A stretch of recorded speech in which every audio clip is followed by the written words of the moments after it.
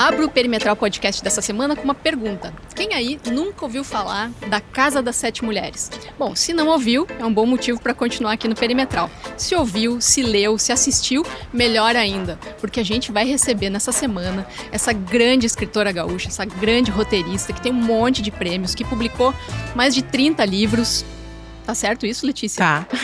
Letícia Wierchowski, nossa grande convidada. Muito obrigada. Em primeiro lugar, eu sou tua fã, é um prazer te receber aqui. Que bom que tu aceitou o convite, seja muito bem-vinda. Muito obrigada. Eu não tenho muitos prêmios, tá? Mas eu tenho muitos livros. Ah, tu tem um Jabuti, que eu sei. Tem um prêmio Açorianos, que eu sei. Poxa, mas tem um monte de pra coisa minha aí. carreira, assim. Mas o meu maior prêmio é ser lida. É isso que eu quero. Pois é, e tu sabe, deixa eu contar para quem tá nos assistindo, quando convidei a Letícia para vir aqui conversar com a gente, eu pensei, puxa, tenho que reler A Casa das Sete Mulheres, esse livro tão incrível e famoso, que estourou, bom, ele foi escrito há mais de 20 anos, né, Letícia? Sim. 2 décadas, e foi parar na Globo, enfim, teve toda uma repercussão, e eu fui reler ele, eu encontrei o livro na Biblioteca Pública do Estado, que é um tesouro aqui de Porto Alegre, me associei, lugar. Retirei o livro, tá aqui, passei o fim de semana lendo, e vou dizer para vocês, eu não conseguia parar de ler, Letícia, porque esse livro, apesar dele ter 20 anos, ele segue muito atrativo, é muito legal. E eu queria começar te perguntando como é que nasceu a Casa das Sete Mulheres, da onde veio isso? Pois então, a Casa das Sete Mulheres nasceu da minha consciência a gente tá aqui no Perimetral, da minha consciência de raízes, assim. Quando eu me casei, eu sou divorciada há um tempão, do pai dos guris, o Marcelo Pires. Eu até tava brincando que eu falei aqui que eu casei com o primeiro leitor que me escreveu por causa de um livro, casei com ele, foi o Marcelo. Que perigo, hein? Pois é, ó. E aí eu fui morar em São Paulo. Ele trabalhava com Washington Oliveto e eu era uma aspirante escritora, tinha lançado lá 2 livros e tal, e eu, me mudei. E quando eu cheguei lá em São Paulo, eu me senti como eu era gaúcha, assim, sabe? Uma cidade enorme, onde todas as rotinas são movidas pelo trabalho, e o meu trabalho era ficar quieta escrevendo em casa, então eu não conseguia, assim, me organizar, me adaptar com a cidade, e eu comecei a ter essa percepção. E na época, o Marcelo estava fazendo uma série de entrevistas com o Tabajara Ruas, que eu conheço desde criança, porque ele, vamos ver se vocês entendem, o irmão dele é casado com a irmã do meu pai, com a minha tia. E eu acompanhei na minha infância, ele voltando do exílio e tal, eu comecei, os meus primeiras escritas, coitado, foi vítima, teve que ler, tá? Então eu sempre fui muito apaixonada pelo Tabajara, e eu tinha lido toda a obra do Taba, menos Os Varões Assinalados. Que é incrível, né? E aí, como o Marcelo estava fazendo essa entrevista, eu falei para ele, vamos pegar todos os meus livros, a gente viu que eu não tinha Os Varões, e a gente comprou, e ele leu o primeiro, e eu não posso, ele disse assim para mim, dentro desse livro tem uma história para tu contar, não vou falar nada, vê se tu acha, se eu estou inventando. E aí passou um tempo, eu peguei o livro para ler, e é um livro, Os Varões, livro assim, furioso, uma coisa, uma beleza, e masculino. Que conta a Revolução Farroupilha do ponto de vista dos homens. Os varões que fizeram a guerra. Algumas das cenas de guerra mais memoráveis da literatura brasileira estão ali, deslumbrante, E aí, esse livro sobre homens, que brigam com o império e tal, tem uma passagem de 1,5 páginas onde ele fala assim, então Giuseppe Garibaldi chegou na Casa das Sete Mulheres. Aí tem um jantar muito breve que ele diz assim que todas elas o amaram ou o temeram de alguma maneira. Quando eu li aquela história de Casa das Sete Mulheres, eu liguei para o meu ex-marido e falei, tu acha que eu tenho que escrever A Casa das Sete Mulheres? E ele falou, Eu liguei para o Tabajara e disse, Taba, não tinha e-mail ainda, tinha e-mail porque eu já tinha casado, mas assim, ligar, a gente usava mais telefone, o Taba estava em Floripa, e eu falei, tu me empresta essa citação, A Casa das Sete Mulheres, que eu vou escrever um romance? E ele, claro. E aí eu saí a pesquisar. Isso nos anos 2000? Isso foi, quando eu casei em 99, foi em 99, eu me mudei e comecei a escrever. Aí no comecinho de 2000 tal, e aí tem uma coincidência, que eu tava contando a história das mulheres, 10 anos esperando a guerra passar, e quando eu vi eu tava grávida. Então eu acabei escrevendo esse livro grávida do meu filho. E eu terminei o livro empurrando o carrinho com o pé, assim, aquela coisa e tal. E aí, A Casa das Sete Mulheres foi para mim uma alegria, que eu estava morando em São Paulo, mas podia estar contando uma coisa que eu precisei me afastar para entender o quanto era da minha... Embora não saiba nem montar cavalo, tá? Mas assim, essa coisa do sul.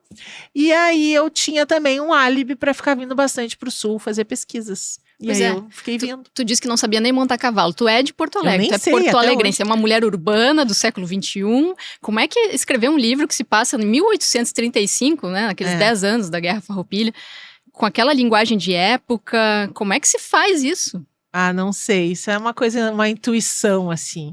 O romancista, ele tem que ser os outros o tempo inteiro, né? Aprender a ser os outros. Eu sempre faço assim, ó.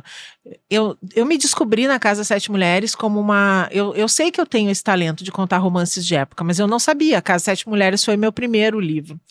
E foi meu primeiro projeto, assim...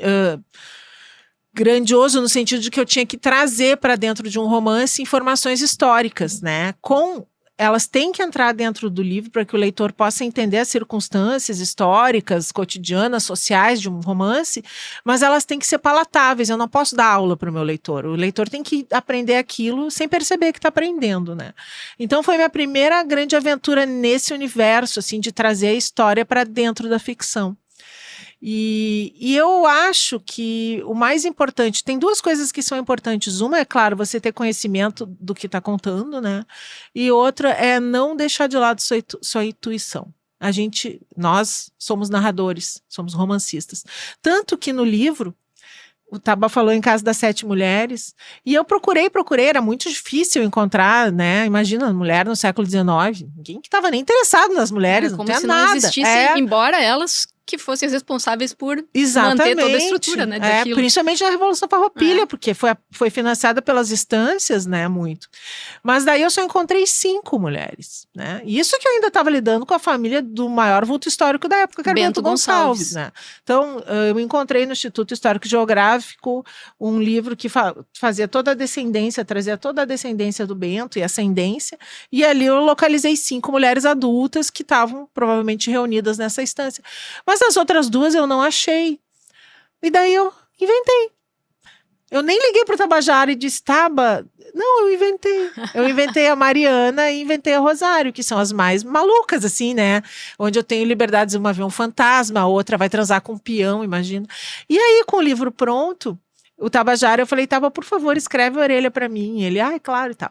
E o livro, né, a prova do livro, ele andava, nunca esqueço, uma sacolinha da C&A, com aquele livro na praia, lendo para mim. E um dia eu falei, poxa, Tabajara, agora eu até acabei o livro, eu preciso te perguntar uma coisa, né? De onde é que tu tirou 7 mulheres? Eu revirei todos os arquivos.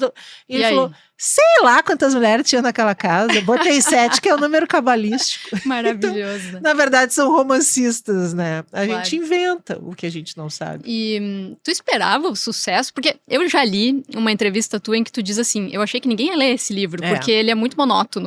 São as mulheres esperando. Para quem não leu o livro ainda, é o ponto de vista das mulheres da família do Bento Gonçalves sobre o que se passou durante os 10 anos da Revolução Farroupilha. Ele vai além disso também.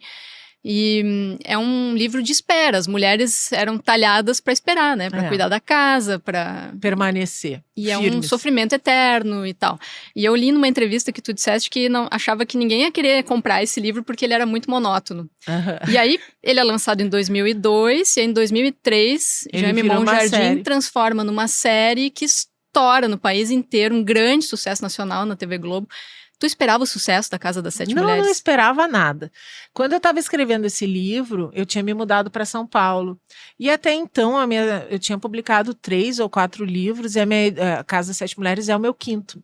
As minhas editoras eram gaúchas. E quando, naquele tempo, assim, né, por exemplo, a LPM, que já tinha me publicado, não tinha a penetração que tem hoje, né? Você entra em qualquer livraria. Então, lá em São Paulo, se eu quisesse dar um livro para alguém, eu tinha que pedir para botarem por Sedex para mim. Então eu falei, já que eu tô morando aqui, eu preciso achar uma editora, né, que tenha um alcance nacional. E pedi ajuda para várias pessoas, pro Tabajara também, procurei uma agente literária, que é a Lúcia Riff. E nisso eu fui parar na Record, que era, naquela época, estava publicando os grandes autores nacionais. O único autor gaúcho na época que a Record publicava era o Taba. E o Tabajara falou com a editora da Record de então, que era a Luciana Vilas Boas, e ela então quis me contratar. E eu tinha um outro romance pronto. que se chama De um Grande Amor, uma Perdição Maior Ainda, e um título gigantesco. E ela contratou esse livro. E aí um dia ela me ligou e falou, tô indo a São Paulo, vamos nos conhecer pessoalmente para combinar o lançamento do teu livro. Vamos. Daí a gente foi almoçar juntas e combinou várias coisas do lançamento. E ela falou, você está escrevendo mais alguma coisa? Né? Todo editor quer um autor prolífico.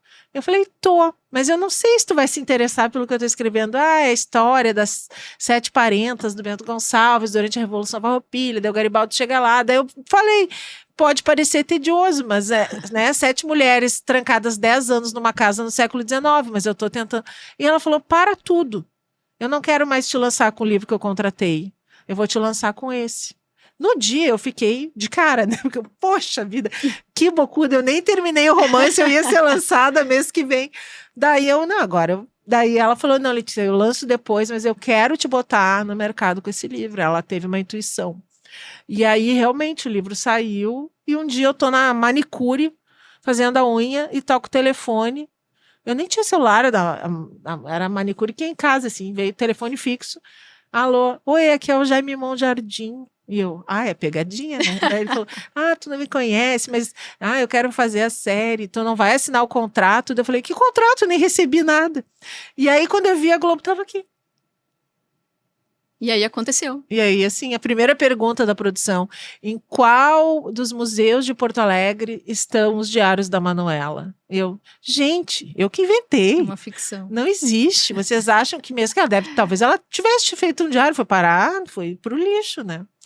Então, foi uma coisa muito curiosa, assim, porque, de repente, quando eu quis ser escritora, minha família quase me enjaulou, né? Assim, Por quê? Porque eu ia morrer de fome, porque eu larguei a faculdade, porque eu fiz 500 coisas. Tu ia ser arquiteta. Eu fazia a URGS, mas entre a escrita e a URGS eu tive uma confecção, que eu gostava mesmo era de desenhar. E eu gostava de desenhar croquis de moda. Aí teve uma greve da URGS, eu fui aprender a costurar e quando voltou eu falei, quer saber, eu não vou ser arquiteta, coisa nenhuma, eu vou abrir uma confecção. E foi na confecção que eu comecei a escrever. A vida é louca, né? Eu tinha essa confecção com uma prima minha. Tu fazia roupa? Roupa. Sei costurar qualquer coisa.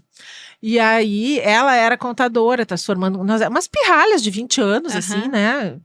E aí, assim, digo pirralha no sentido de que não sabia nada da vida. E não tinha também faculdade de design. Tudo que eu pensava em fazer era fora do mundo acadêmico. E aí, a minha família apavorada. E aí eu falei, bom, não quer estudar, vai trabalhar. Daí a gente começou essa confecção nos fundos da minha casa, ela foi dando certo, a gente alugou uma sala, alugou Isso aqui 2 em Porto salas. Alegre. E aí a minha prima casou com o namorado e ficou grávida. E nesse meio tempo, né, a gestação chegou uma hora que ela, vou sair de licença maternidade. E eu fiquei cuidando da confecção sozinha, e portanto assumi a parte de contabilidade e vendas dela. E imaginem, uma confecção é um lugar simples, né, máquina, uma mesa de corte. Naquele tempo não tinha nem computador, né, tinha um computador em casa, toda a família, eu fazia as coisas na máquina de escrever, e tinha um som. E tinha que chegar uma vendedora às 6 horas para fazer um acerto. E as costureiras que ajudavam a gente já tinham ido tudo embora, minha prima estava de licença maternidade, eu estava sozinha e eu sempre fui uma leitora voraz, eu não tinha levado um livro, tinha sido atrasada de casa. E estava dando horário do Brasil no rádio. E não tinha nada para fazer, a mulher não chegava. Aí tu foi escrever. Daí eu falei, então já que eu não tenho uma história para ler, eu vou escrever uma história. E eu assim coloquei uma folha na máquina e comecei a escrever uma história, que depois foi o livro Prata do Tempo. E eu senti uma liberdade. Eu me lembro, assim, que eu pensei, eu não preciso de tecido, eu não preciso de molde, eu não preciso de dinheiro, eu não preciso de costureira, eu não preciso de regra da física, eu não preciso de nanquim, eu não preciso de compasso, de escala. Eu só preciso de palavras. Eu posso fazer o que eu quiser. E aquilo foi delirante para mim. A mulher nem foi fazer o acerto. E eu fiquei escrevendo horas, e daí todos os dias, quando a confecção acabava o horário de trabalho, eu ficava escrevendo. Até que um dia, com 21, 2 anos, eu disse, bom, de novo, tu tá fazendo uma coisa que tu não gosta. Tu não quer mais essa confecção, tu quer ficar escrevendo. E aí eu liguei para minha prima, tu quer a confecção? Não quero. Deu, bom, então eu vou fechar. E fechei. e falei, eu quero ser escritora. Bom, olha, não me mandaram para o manicômio por crise, assim. Bom, aí depois vem o sucesso da Casa das Sete Mulheres, e aí a família... Demorou um tempo até chegar aí, né? Foram muitos anos de luta até chegar lá. Eu lancei meu primeiro romance com 25 anos, e eu comecei a querer ser escritora com 22. Esses 3 anos foram bem duros, assim, no sentido de que todo mundo achava que eu ia dar em nada, né? Eu fui trabalhar na empresa do meu pai, ele falou, não quer trabalhar, te dou um emprego e tu escreve o resto do tempo, faz o que tu quiser. Só que assim, a minha família começou a, tirar as fichas e botar nas outras citas. Essa aqui vai embatumar, né? E daí eu lancei meu primeiro romance, mas mesmo assim foi bem recebido. Foi daí a Marta Medeiros leu esse primeiro romance, adorou, fez uma coluna na Zero Hora. Imagina que honra, Nossa, né? patrona da Feira do Livro. Grande Marta. Ela me ligou, eu quase morri, né? Meu Deus, o que a Marta Medeiros quer falar comigo? E aí ela deu o meu livro pro Marcelo, que é o melhor amigo dela. E aí ele leu e a gente acabou casando. Então foi assim, de repente, tudo foi acontecendo. E aí eu escrevi A Casa das Sete Mulheres. E aí, daí depois, bom, pelo menos eu sei que eu nasci para fazer isso. Aí só segui fazendo. Agora, tu é de qual região de Porto Alegre? Eu sou de Porto... qual região? Assim, eu qual sou bairro? eu sou ali do Higienópolis com Passo da Areia, bem a divisa ali perto do Zafari Higienópolis. E tu conhecia essas estâncias no interior? Já tinha nada. visitado? E mesmo que eu conhecesse, quem é que aqui já teve no século XIX? É todo um exercício de... Assim, o que a gente faz, tá? Quer dizer, o que eu faço intuitivamente? Porque tudo que eu fiz sozinha. Fui caçando, assim, Eu vou ler o que outros autores fizeram primeiro, né? Eu quero contar uma história que se passa em Paris nos anos 20, Bom, o que o cinema fez? Hemingway escreveu o quê? Eu vou atrás, né? Então, as minhas pesquisas, elas se dividem na pesquisa histórica mesmo e técnica, né? Por exemplo, se eu tiver um personagem que vai ser um cirurgião plástico, eu tenho que entender minimamente disso, senão eu tô... Né? A literatura, ela consiste numa regra, que nem diz Orhan Pamuk, que é a supressão da descrença. Quando um leitor entra numa livraria, ele vê um livro, está escrito lá, romance. Ele sabe que aquilo é uma mentira, né? Que é uma invenção. Mas se você fizer bem, ele vive aquilo. Tá dando uma tragédia na televisão, ele vai chorar porque o Capitão Rodrigo morreu, né? Agora, se você começar a falar coisas que o leitor sabe que não são, ele para de suprimir a descrença, ele começa a desacreditar, né? Então você tem que ter um mínimo conhecimento das coisas que envolvem a história que você está contando. Então a pesquisa técnica e histórica e a pesquisa ficcional, como é que outros autores construíram, se eu posso tiver o cinema, por exemplo, quando eu escrevi um romance sobre uma avó na Segunda Guerra Mundial, né, amplamente, né, narrada no cinema. Nossa, meus filhos foram criados por tema na minha casa, né? Então agora 3 anos falando sobre a Segunda Guerra Mundial, 3 anos sobre o Garibaldi, e assim eles foram criados. E na época, me lembro quando saiu a minissérie, também fui ler isso depois, muita gente criticou a minissérie porque, não, tem cenas gravadas em Cambará, né, nos campos de cima da serra, e a casa do Bento era lá para os lados de Camaquã, lá, perto da Lagoa dos Patos, para aquele lado lá embaixo do estado, né, que não tinha nada a ver. Te incomodaram as alterações que foram feitas por conta do roteiro? Me incomodaram os telefonemas. As pessoas achavam meu número na lista telefônica, porque isso era no começo dos anos 2000, me ligavam para reclamar. Aí eu dizia, olha, se você não gostou, faz um documentário, porque você tá vendo lá a história lá, tá vendo o Coliseu, tu acha que eles estão dentro do Coliseu filmando, né? Então, e aí eu tirei meu nome da lista telefônica, imagina, eu tive que tirar. E, eu não dou bola, sabe? Tem uma coisa que o Jaime me falou uma vez, que é o seguinte... Jaime Monjardim, que é o Jaime diretor. Monjardim, com quem eu trabalho há muito tempo. Grande diretor, né? Vocês viraram parceiros depois disso, né? A gente trabalha muito juntos. Mas continua. Sim. O Jaime Monjardim, quando a gente fez O Tempo e o Vento, né? Ele disse pra mim, olha só, Leti, eu falei, Jaime, eu vou tomar uma surra. Eu já tomei uma surra quando eu fiz A Casa das Sete Mulheres, né? Agora vou tomar outra. Daí ele falou, só jogam pedra em árvore que dá fruto. É verdade, sabe? Se eu não fizer, outro vai fazer. Então, eu não tô mais nem aí. A Casa das Sete Mulheres foi um batismo que foi super legal, mas foi duro também. Porque, de repente, você, com 29 anos, 30, no meio da série eu fiz, vira o assunto, você apanha muito.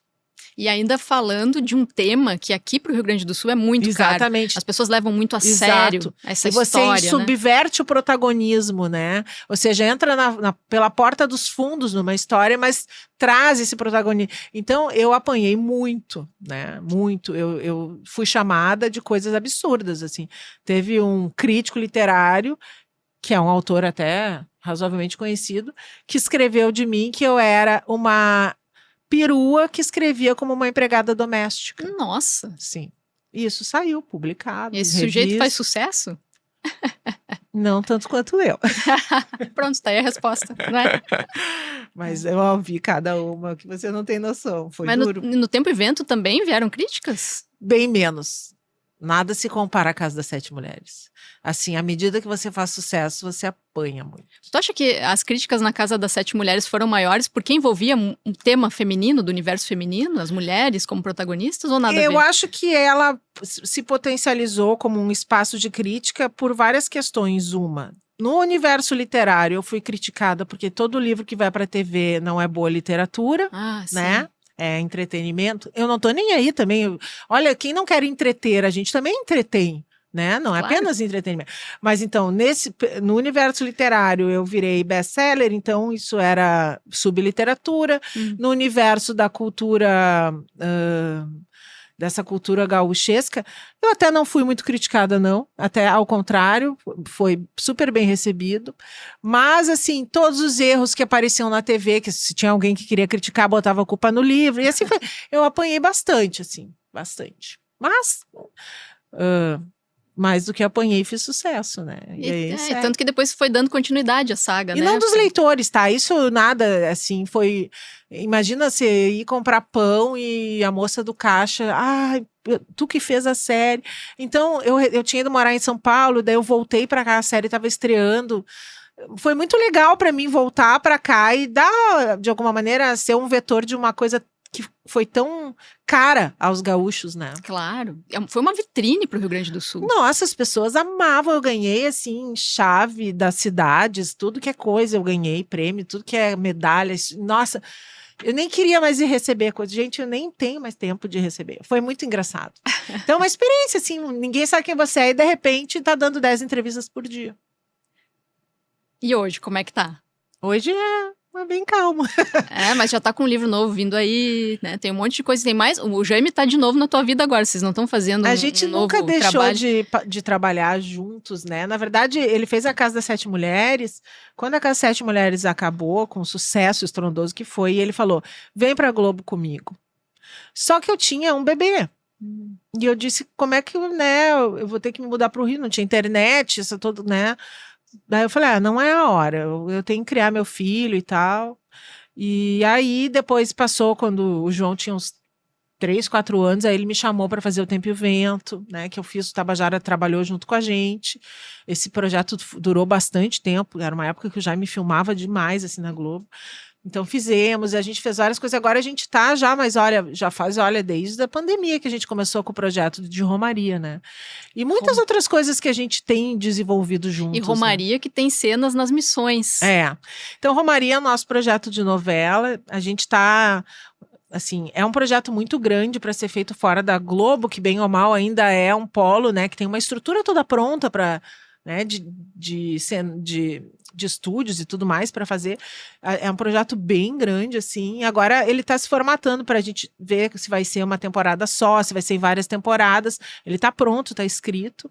E a gente chama de uma novela e tem 81 episódios, né? E é a história de uma família que começa no sertão nordestino e depois...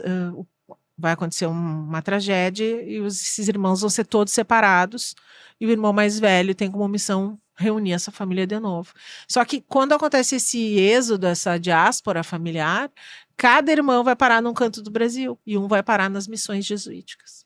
Que legal, então já vamos brilhar de novo na tela agora. Tomara! Na verdade, por causa do Jaime, eu aprendi a fazer roteiros, né? Que é uma coisa que eu amo também. Roteiro, história em quadrinho, tu faz de tudo, né? Faço.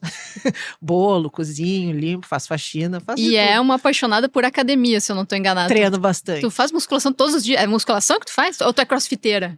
Eu fiz crossfit um tempão, mas ano passado, não por causa do crossfit, mas por uma outra questão, eu tive uma concussão cerebral, eu abandonei o crossfit. Capaz, Letícia, concussão cerebral? Tu caiu? Caí.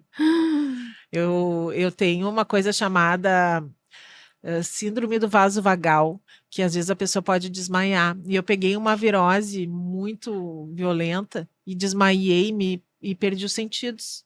Bati a cabeça forte e tive concussão cerebral. Nossa. Aí agora tu tá pegando mais leve, então é isso? Daí durante um tempo eu fiquei com medo de ir pro crossfit. O cara falou, olha, acho melhor tu não ir pro crossfit. Não, daí eu fiquei com preguiça de voltar pro crossfit. Eu sou geminiana, agora faço musculação, faço tipo um pilates e tô remando também. Tudo isso? Remando no Guaíba? Não, remo seco mesmo. Tá. Mas já remei no Rio quando eu morava lá.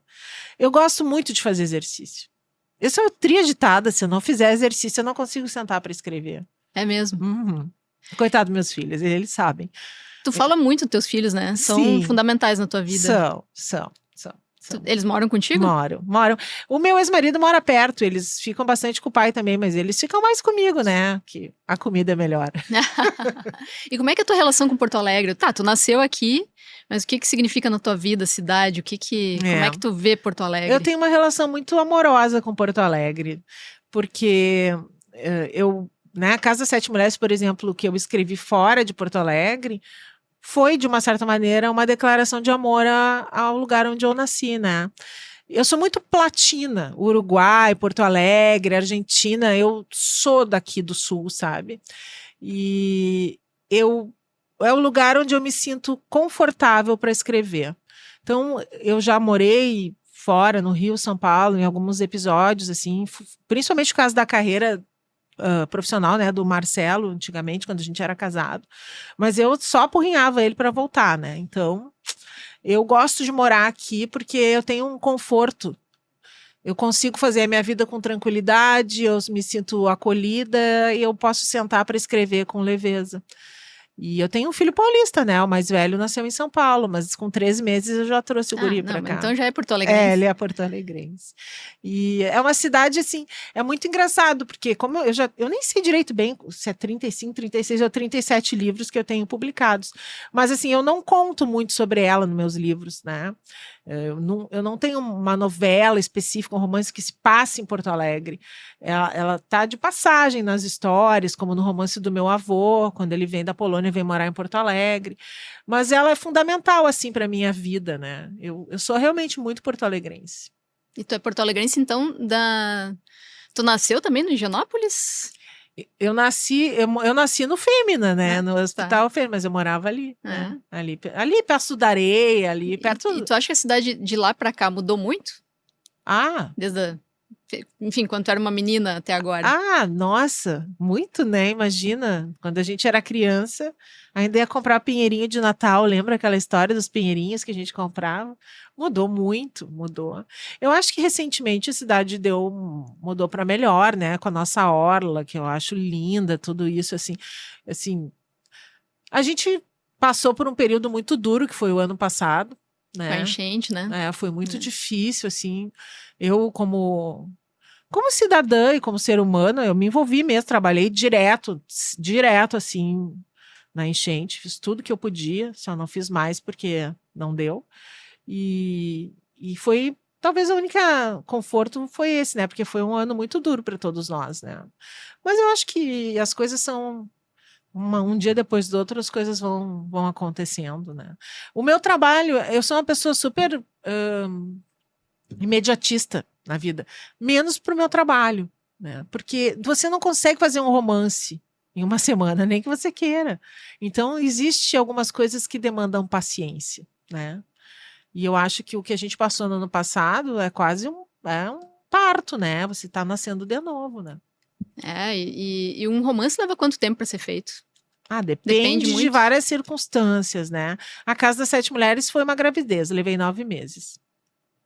Eu comecei, e aí eu descobri que estava grávida, e quando o João tinha poucas semanas, o João era um bebê muito quieto, não incomodava, eu terminei. Ainda bem que o João era quieto, então temos que agradecer ao João por ter saído desse livro, maravilhoso. É verdade, porque se fosse o Tobias, eu não tinha terminado a Casa das Sete Mulheres, o pequeno era chorão de bebê. Tem uns trechos tão bonitos no livro, né? Tem um aqui, olha só. Sim, sempre são os homens que se vão para suas guerras, para suas lides, para conquistar novas terras, para abrir os túmulos e enterrar os mortos.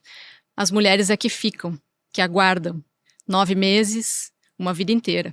Arrastando os dias, feito móveis velhos, as mulheres aguardam. Como um muro, é assim que uma mulher do Pampa espera pelo seu homem. Que nenhuma tempestade a derrube, que nenhum vento a vergue. O seu homem haverá de necessitar de uma sombra quando voltar para casa, se voltar para casa.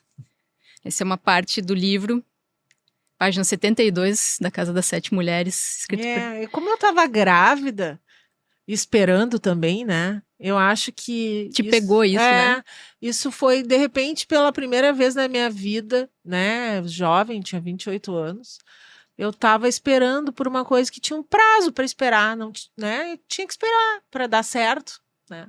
Tem no Zorba, o Grego, aquela cena em que o narrador, personagem, fala que acha um casulo de borboleta e não tem paciência, demora muito para borboleta, e ele resolve acelerar o processo, e que ele sopra e bota no calor e tal, e a borboleta sai do casulo mais cedo, toda deformada. Né, que as coisas têm seu tempo para darem certo. E então, talvez um pouco dessa coisa da gestação, ela tenha se estabelecido no romance, porque de fato, de uma outra, né, no século, ainda era século XX, eu estava esperando, finalzinho do século XX, um bebê nascer e eu tinha que esperar. E eu lembro mesmo, assim, da Casa Sete Mulheres ir crescendo e a barriga também. Então, eu botava o notebook no colo e eu ia empurrando, assim, porque a barriga ia ficando cada vez maior. E aí, eu parei e terminei os 2 últimos anos, que são os capítulos, com o João já nascido. Quantas edições teve do livro? Não tenho a menor ideia. Essa aqui é a 15ª. Ah, sei lá, mais de 40. Incrível, né? É. Quantos milhões de livros vendeu, tu sabe? Não, gostaria, mas não sei cadê esse dinheiro. Escritor no Brasil não ganha dinheiro. Olha, se trabalhar muito, que nem eu, 20 horas por dia, ganha, sustenta seus filhos, mas não é mole. E mais difícil talvez ainda estando aqui no sul do Brasil, né? Ah, eu não sei, eu sempre fiz questão de estar aqui e conseguir, entende? Eu acho que você... Ai, sei lá, deu certo, né? Eu nunca pensei que ia ser fácil e não foi, mas também não foi possível. É. E agora vem um livro novo aí de crônicas. Para quem não sabe, a Letícia trabalhou no jornal Zero Hora, foi colunista da Zero Hora por 10 anos, é isso, né, Letícia? 14 anos, ixi. Uhum. E aí agora a gente vai ter um livro com uma seleção das melhores crônicas desse período, é isso? Exatamente. Fala um pouquinho dessa novidade aí. Então, deve estar chegando agora lá na minha editora. O livro se chama Por Onde o Tempo Passa. Uhum. E é uma compilação de crônicas desses 14 anos de contribuição com a Zero Hora. E durante esse tempo todo, eu não era exatamente uma colunista óbvia no sentido de falar sobre filmes, né, mesmo no caderno de cultura. Eu falava sobre pessoas. Isso foi uma decisão que eu tomei, assim. Eu acho que a gente já tem muita opinião no mundo. E eu falei, vou fazer o que eu sei fazer, vou contar histórias. Histórias de pessoas, histórias de coisas que eu tô vendo acontecer, histórias dos vizinhos. Por exemplo, tem 3 crônicas que contam a história de um vizinho. Porque um dia eu abri a janela assim tal e falei, olha, se mudaram. Vai vir gente nova pro prédio, no apartamento ali e tal. Aí passou tinha 2 berços. Olha, vai ser gêmeos. E aí passou, sei lá, quando estavam os bebês. E eu fui contando isso no jornal. E aí um dia toca a campainha, o interfone. Eu sou a avó das gêmeas do outro lado da rua. Deu, vai brigar comigo. Não. Vem cá conhecer elas. Daí conheci, fui nos aniversários das gêmeas, porque eu só bisbilhotando pela janela. Então, as minhas histórias são assim, histórias sobre pessoas. E também sobre Porto Alegre, né? Acho que Porto Alegre talvez seja o livro que ela mais aparece. A cidade. E aí vai ser lançado agora em agosto? Eu ainda não sei bem que dia eu vou fazer o lançamento, mas eu acho que mais no comecinho de setembro. Né? E esse período que tu teve na Zero Hora foi de 2001 até final de 2014. Bastante tempo, né? Deu para escrever muita crônica. Deu para escrever muita coisa. É um tempo mesmo. E eu tinha esse material guardado todo esse tempo. E aí, na Flip do ano retrasado, a minha editora falou, vamos fazer alguma coisa, então. E aí, o Luiz Henrique Pelanda, que é um escritor de Curitiba super talentoso, trabalha aqui também, hoje é editor da Arquipélago, aqui no Sul. Ele fez a compilação, organizou, ficou bem bonito o livro mesmo. Eu fiquei super feliz, assim. É um jeito de contar a história sem estar exatamente criando personagens, porque todo mundo ali é de verdade. Uhum. As pessoas que estão ali naquelas histórias todas existem ou existiram em algum momento. Sim, tu fala do teu avô, dos teus filhos. Do meu avô, do meu pai, dos meus filhos, dos meus vizinhos, de todo mundo que deu o azar de cruzar por mim. Eu contei uma história. Incrível. Tá, então tu começou na Zero em 2001, aí 2002 que veio a Casa de Sete Mulheres. E quando deu essa loucura toda, tu tava escrevendo pra Zero Hora ainda. Aham. Bah. Já era colunista da Zero Hora. Aham. Pois é. E tu sente falta dessa crônica? Não sei se era diária a coluna, não era semanal, né? Era semanal. Depois, no final, era quinzenal. Que também é um desafio, né? Escrever assim. Sim, o meu maior desafio na crônica era justamente o da contenção, né? Porque eu brinco com todo mundo, não sei escrever menos que 5 páginas, alguma coisa. Então, tinha essa coisa, assim, de fazer a contenção. Quando acabou, eu senti bastante falta. Durante um período, eu escrevia no Facebook até uma crônica semanal e tal. Hoje em dia, já não, porque acabei, tipo, o roteiro cresceu na minha vida e, né? Mas às vezes eu sinto, assim, sabe? Alguma história que eu gostaria de contar curta ou alguma coisa que eu vi ou vivi. Aí eu acabo que eu nem escrevo ela. Se perde. E tem algum livro, algum romance histórico a caminho? Ou algum desejo de voltar ao Tenho, sim. É que eu tô fazendo tantas coisas, mas eu tenho a trilogia da Casa, né, da Revolução Farroupilha, que eu chamo, que é a Casa Sete Mulheres, Um Farol no Pampa e Travessia, né? E Travessia é a história do Garibaldi e da Anitta durante os 10 anos que eles permanecem juntos. E aí, quando a Anitta morre, o Garibaldi primeiro é preso e depois é exilado. E o livro termina com ele no exílio em Tânger. E eu, quando veio a pandemia, eu fiquei trancada em casa, como todo mundo tal, eu falei, eu preciso escrever. Eu acho que a literatura, as histórias existem para mim, pelo menos, ou para me vingar da vida, ou para corrigir a vida, ou para guardar a vida, né? Quando eu me divorciei do Marcelo, eu escrevi um romance, Navegue a Lágrima. Era sobre uma mulher que se separava. Então, assim, alguma coisa... E quando veio a pandemia, que eu não podia sair, eu falei, eu vou voltar a contar a história do Garibaldi, que foi o homem que mais fez coisas. E outra, ele viveu uma pandemia, né? Ele viveu a pandemia do cólera morbo. E ele foi para a Itália, né? Sai do seu exílio, vai para a Itália e trabalha num hospital, cuidando das pessoas, não morre, né? Vai morrer de velhice, muitos anos depois. Então eu recomecei. Eu tenho esse romance que se chama O Herói Amoroso, que é o nome de uma crônica de época que contava do Garibaldi, que eu quero terminar até o dia da morte dele. Olha aí, é um desafio e tanto, né? Nossa senhora, põe desafio nisso, é uma aventura, porque o Garibaldi, nem sei se existiu alguém, se inventasse eu dizer que estava demais. Tá bom, olha só, o papo tá maravilhoso, a gente tá chegando no fim, nossa, nós já estamos falando um tempo. Para fechar, assim, quem nunca te leu, o que tu diria para alguém que ainda não leu teus livros? Nossa, sabe que é uma coisa tão curiosa, porque embora façam tantos anos que eu escrevo, quando alguém me diz que leu um livro meu, eu fico um pouco envergonhada até hoje. Ainda? Não é possível. Sim, mas assim, quem nunca me leu... Começar por onde? Eu acho que não deveria começar pelo óbvio, talvez, que seria a Casa das Sete Mulheres, né? Eu sugeriria ir ler O Menino que Comeu uma Biblioteca. Ó, tá bem. Esse eu não conheço ainda. É um livro que eu sou de uma família de origem polonesa, né? E a minha família, quando eu fui pesquisar para escrever um romance sobre meu avô, fui ver que eles foram para campos de concentração nazista e tal.